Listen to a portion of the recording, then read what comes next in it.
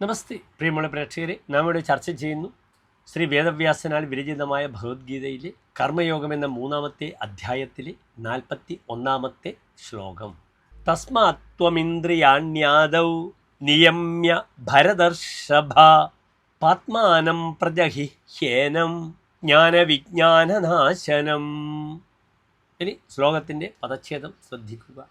തസ്മാത് ത്വം ഇന്ദ്രിയാണി ആദൗ നിയമ്യ ഭരതർഷഭ പാത്മാനം പ്രജഹി ഹി ഏനം ജ്ഞാനവിജ്ഞാനനാശനം.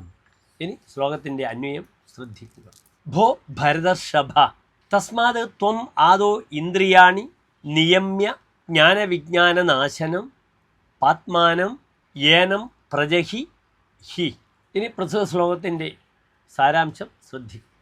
അല്ലയോ ഭരതവംശത്തിൽ ഭൂജാതനായ അർജുന, അതുകൊണ്ട് നീ നിന്റെ ഇന്ദ്രിയങ്ങളെയെല്ലാം നിയന്ത്രിച്ച് ജ്ഞാനത്തെയും വിജ്ഞാനത്തെയും നശിപ്പിക്കുന്ന പാപിയായ ഈ കാമത്തെ നശിപ്പിച്ചാലും. നമസ്തേ.